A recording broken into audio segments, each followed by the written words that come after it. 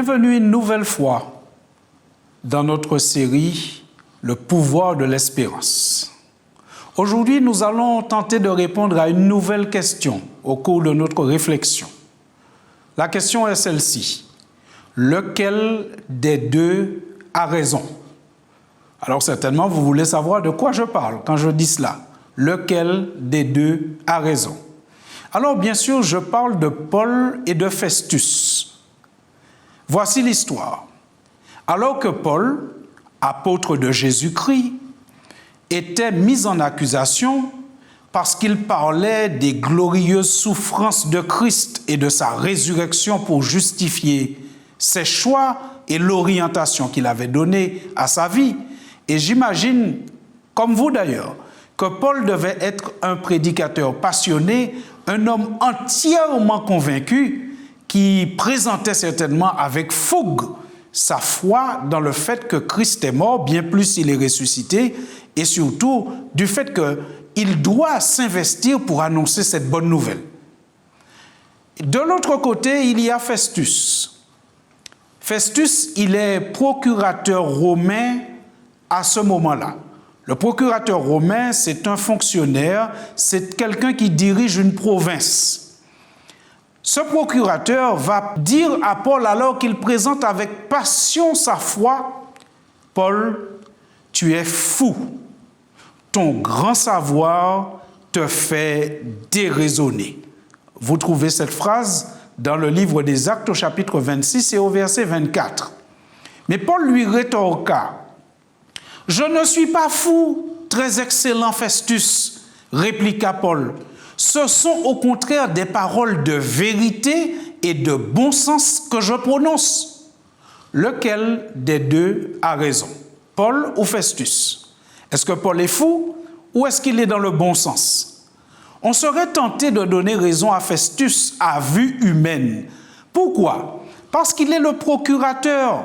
Et si l'on s'en tient aux apparences, il a tout pour avoir raison.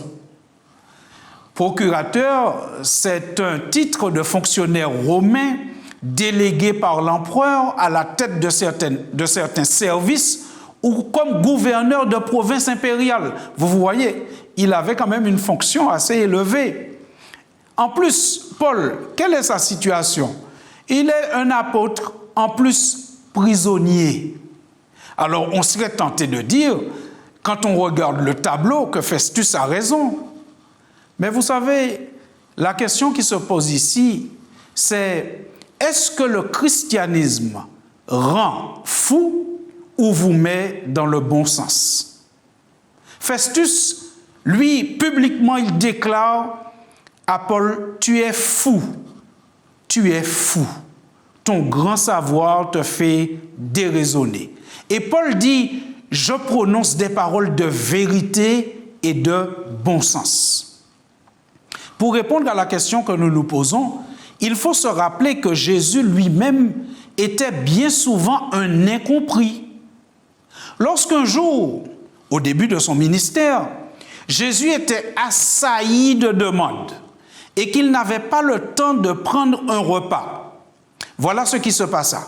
La Bible dit, Jésus était dans une maison depuis un bon moment déjà, et des personnes venaient, il prêchait, il guérissait des malades.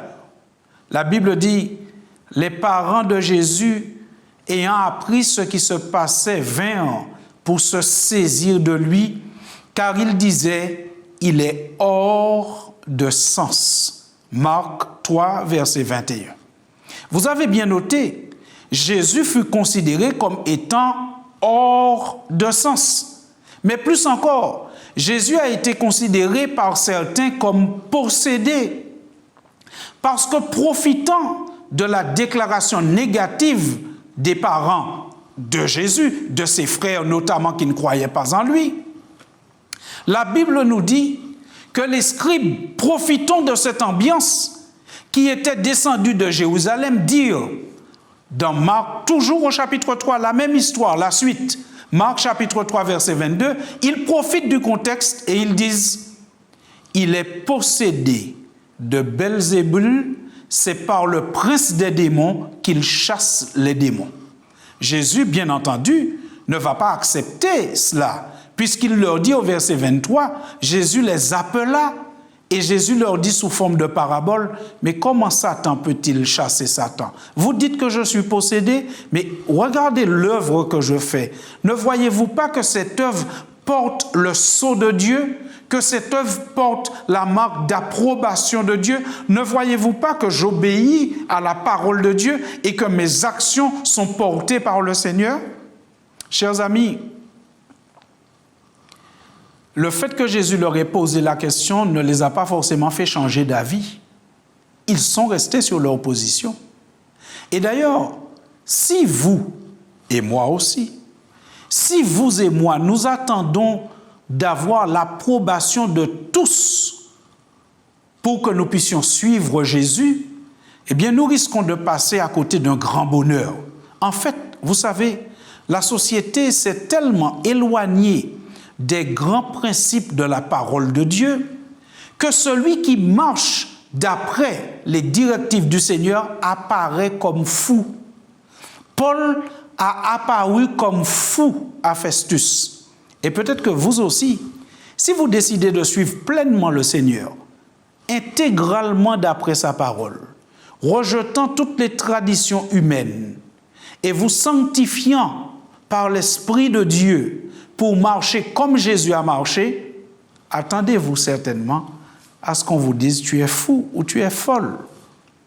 Vous savez, c'est avec cette analyse que nous venons de faire en tête que nous pouvons comprendre la parole que Jésus a prononcée, parole qui est rapportée dans Matthieu chapitre 10, versets 34 à 36.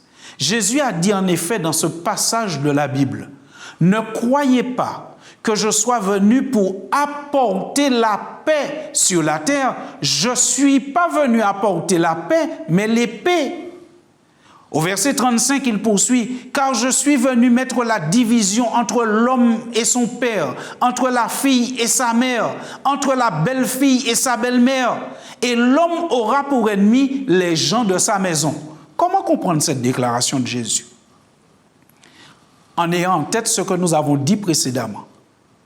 Nous avons dit précédemment que la société s'est tellement éloignée de la parole de Dieu que lorsque quelqu'un décide de suivre la parole de Dieu, de marcher intégralement selon la parole de Dieu, de se sanctifier par le Saint-Esprit pour marcher comme Jésus a marché, d'être baptisé comme Jésus a été baptisé et comme ses disciples se font baptiser, d'observer le sabbat comme Jésus observait le sabbat et comme ses disciples observaient le sabbat, de rejeter toute pratique malsaine, tout désordre comme Jésus le faisait et comme ses disciples le font aussi, vous risquez d'être traité de fou ou de folle.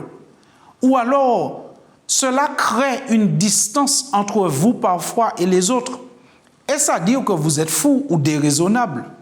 Non, c'est que la parole de Dieu aujourd'hui n'est plus la norme de la société. Et quand vous marchez selon la norme de la société, même parfois, vos parents vous rejettent.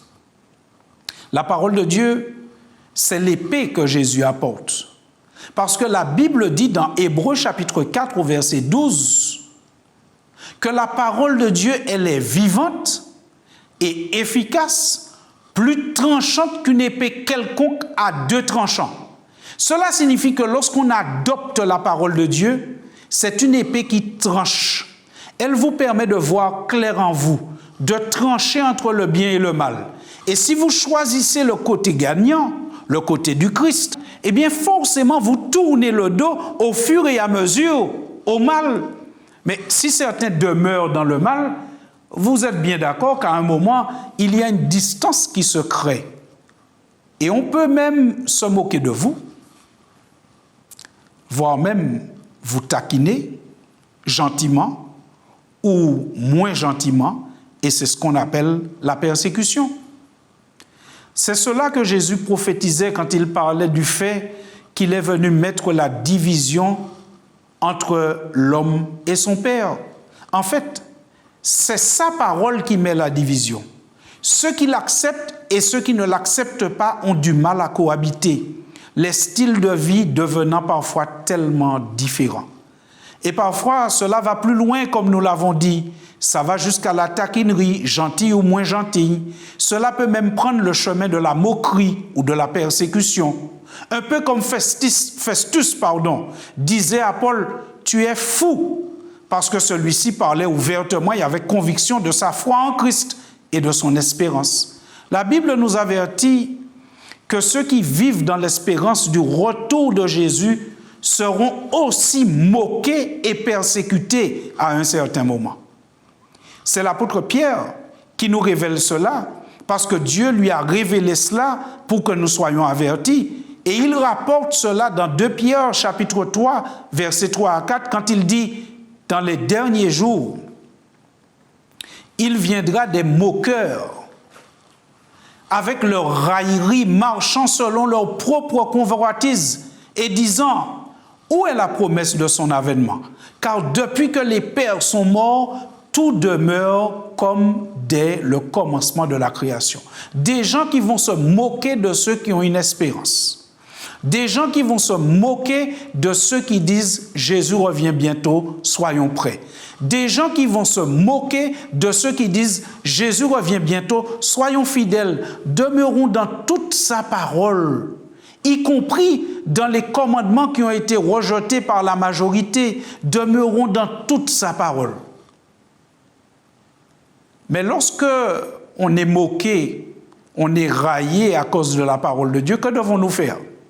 Alors, l'apôtre Jean, lui, nous dit ce que nous devons faire. Dans sa première lettre, au chapitre 2, au verset 28, très exactement, l'apôtre dit « Maintenant, petits enfants, demeurez en lui, afin que lorsqu'il paraîtra, nous ayons de l'assurance et qu'à son avènement, ne soyons pas confus et éloignés de lui. » Nous devons demeurer en lui. Nous devons véritablement garder nos convictions, même quand on est raillé, moqué. Il ne faut pas garder n'importe quelle conviction. Il faut garder des convictions qui soient véritablement étayées par la parole de Dieu. Et même si on est moqué comme Jésus l'a été, même si on est qualifié de possédé comme Jésus l'a été, même si on est traité de fou comme Paul l'a été, il faut demeurer fidèle à la parole de Dieu pour ne pas être éloigné de lui lors de son avènement, c'est-à-dire lorsqu'il reviendra.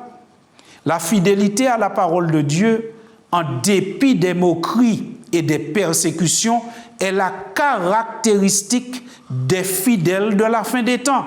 Il faut demeurer en Christ et fidèle à sa parole si nous voulons recevoir le sceau de son approbation, le sceau d'approbation du Seigneur lorsqu'il apparaîtra. La Bible parle effectivement de chrétiens, de croyants qui à la fin des temps recevront le sceau d'approbation du Seigneur parce qu'ils seront demeurés fidèles dans toute sa parole, peu importe les conséquences. Et j'ai envie de dire, quoi qu'il en coûte.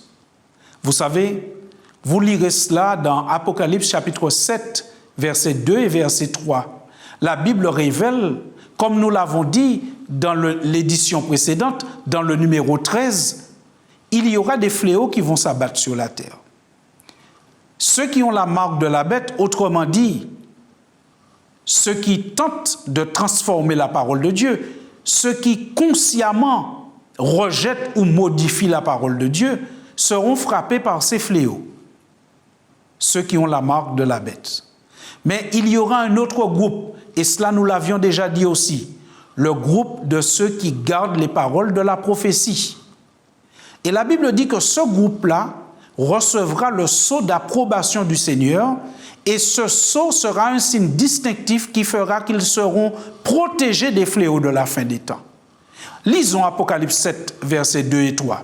« Et je vis un autre ange qui volait du côté du soleil levant et qui tenait le sceau du Dieu vivant. Il cria d'une voix forte aux 4 anges à qui il avait été donné de faire du mal à la terre et à la mer, et il dit, la bonne nouvelle, ne faites point de mal à la terre, ni à la mer, ni aux arbres, jusqu'à ce que nous ayons marqué du sceau le front des serviteurs de notre Dieu. Les serviteurs de Dieu reçoivent le sceau d'approbation, même s'ils sont raillés et moqués par les autres. Qu'est-ce que ce sceau? Ce sceau est placé, vous l'avez vu, sur leur front, le siège de l'intelligence, là où on prend les décisions. Et nous retrouvons ce même front, le front des serviteurs de Dieu, dans Apocalypse 22, verset 3. Et cette fois-ci, un autre vocabulaire sera employé pour parler de la même chose, pour parler du sceau d'approbation. Dans Apocalypse 22, verset 3, nous lisons « Le trône de Dieu et de l'agneau sera dans la ville. Ses serviteurs le serviront et verront sa face. Et son nom sera sur leur front. » Alors, vous n'imaginez pas que les serviteurs de Dieu ont deux choses différentes sur le front. C'est la même chose. Mais deux vocabulaires sont utilisés pour présenter la même chose. Dans Apocalypse chapitre 7, versets 1 et 2, ce signe est appelé le sceau de Dieu. Et dans Apocalypse, que nous venons de lire 22, verset 1er, verset 2 et verset 3, tout ce passage que vous pouvez lire avec intérêt, ce sceau est appelé le nom de Dieu. Autrement dit, ceux qui ont le sceau de Dieu sont ceux qui sont marqués du nom de Dieu. Ils sont la propriété de Dieu. Dieu a mis son nom sur eux. Sur quoi mettez-vous votre nom? Sur les choses qui vous appartiennent. Ici, sur ma Bible, j'ai mis mon nom parce que c'est ma Bible, elle m'appartient. Et ce qui vous appartient, vous protégez ce qui vous appartient. Vous gardez ce qui vous appartient. Vous savez, parfois il m'arrive de croiser un grain alors que j'ai ma Bible en main. Eh bien, j'ai tendance à la mettre ici sous ma veste pour la protéger. Ce qui vous appartient, vous le gardez, vous le protégez. Ceux qui sont marqués du sceau de Dieu, ce sont ceux qui appartiennent à Dieu, qui sont sa propriété, qu'il veille, sur qui il veille. Mais aussi, ce qui vous appartient va un peu là où vous êtes. Par conséquent, ceux qui ont le nom de Dieu, qui portent cette marque, ce sceau, le nom de Dieu, ce sont des personnes qui suivent Dieu partout où il va, qui marchent selon sa parole, qui font comme lui. Ils sont de sa famille. On les reconnaît parce qu'ils sont de la famille de Dieu, ils portent le nom de Dieu. Et vous êtes bien d'accord que quand on est de la même famille, on a souvent les mêmes caractéristiques. On se ressemble, on parle un peu comme, on se tient debout comme. Eh bien, c'est très simple. Avoir le sceau de Dieu, c'est avoir le caractère de Dieu. Le caractère de Dieu, c'est la fidélité. Le caractère de Dieu se manifeste dans ses commandements. Celui qui a le caractère de Dieu, il observe les commandements de Dieu parce qu'il manifeste le caractère de Dieu au quotidien dans sa pratique. Vous êtes bien d'accord que celui qui vole, qui ment, qui triche, ne manifeste pas le caractère de Dieu. Donc par conséquent, celui qui manifeste le caractère de Dieu, celui qui a le nom de Dieu, celui qui a le sceau de Dieu, se reconnaît par sa manière de vivre, de penser et d'agir qui est en conformité avec la parole de Dieu. Et c'est pour cela que nous terminons sur Apocalypse chapitre 3 au verset 10, lorsque Dieu déclare à ceux qui seront sauvés, « Parce que tu as gardé la parole de la persévérance en moi. » Vous avez bien entendu? « Parce que tu as gardé la parole de la persévérance en moi. Je te garderai aussi à l'heure de la tentation qui va venir sur le monde entier pour éprouver les habitants de la terre. » 2020 a été une année difficile. Nous avons tous été éprouvés. Mais la Bible annonce qu'il y a encore pire à venir.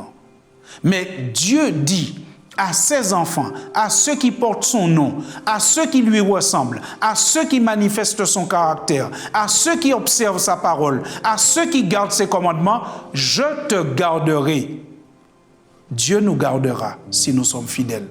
Et il dit, Ça ne va pas durer tout le temps, cette situation, parce qu'il poursuit dans Apocalypse 3, verset 11, « Voici, je viens bientôt, retiens ce que tu as, afin que personne ne prenne ta couronne. » De par ce verset, nous sentons qu'à la fin des temps, ceux qui ont la foi vont subir des pressions pour abandonner leur croyance.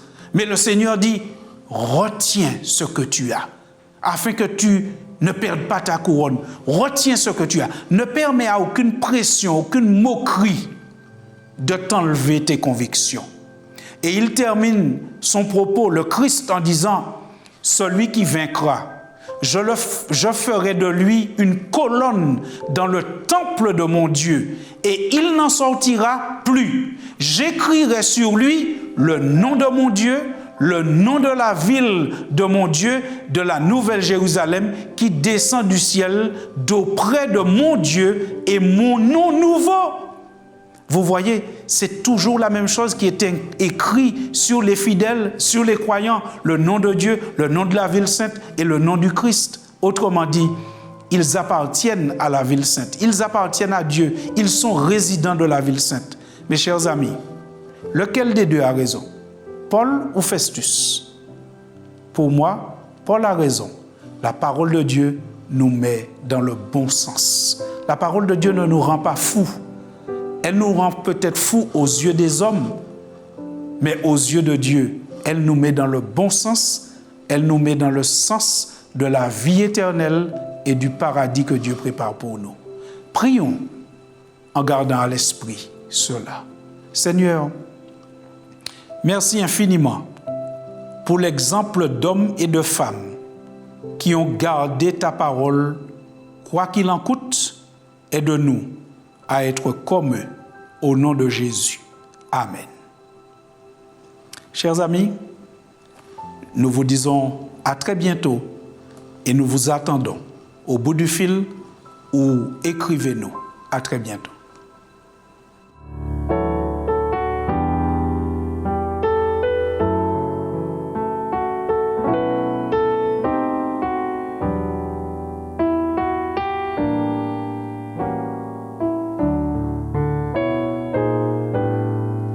Si tu savais combien les plaisirs du monde ont déchiré, brisé bien des cœurs, tu viendrais à celui dont l'amour abonde. De cet amour, tu verrais la douceur, je le redirai. Si tu savais combien les plaisirs du monde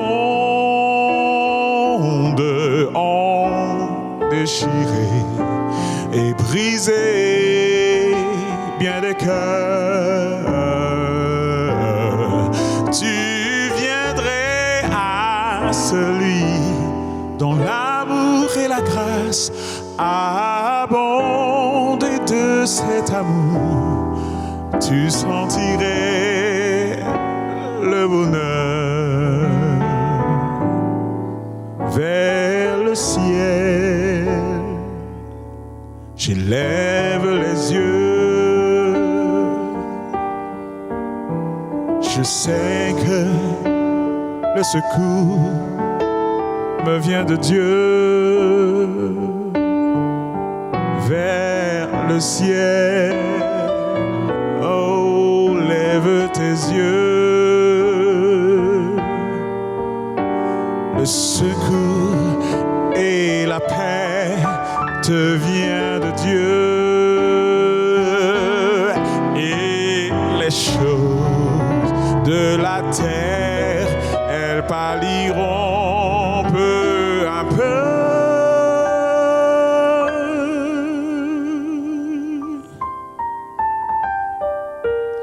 Si tu lèves vers le ciel tes yeux,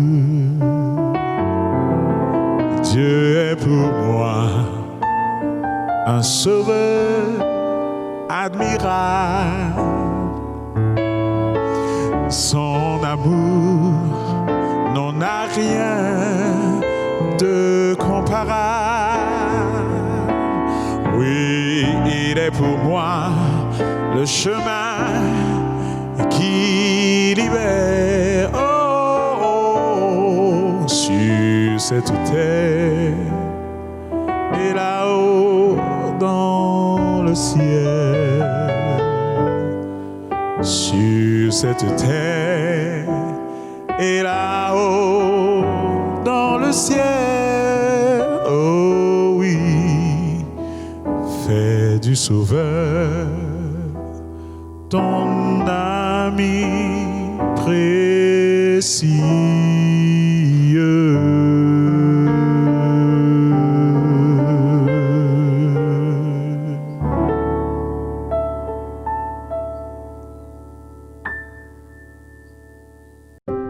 Appelez le 08 05 288 389 chaque jour de 9h à 21h.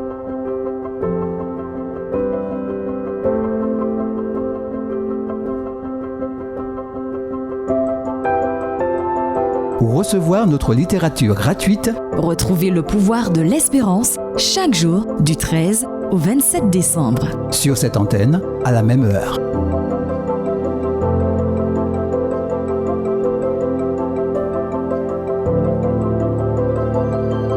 Vous avez apprécié cette émission? Visitez-nous au www.lepouvoirdelespérance.org.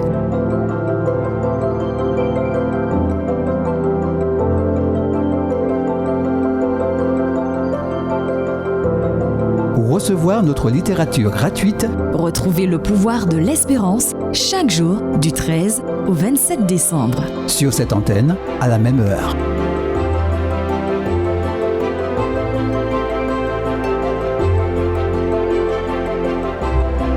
Appelez le 08 05 288 389 chaque jour de 9h à 21h.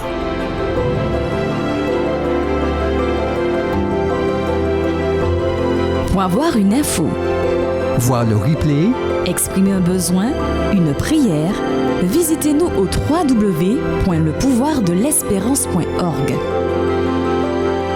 Merci de votre écoute. À demain.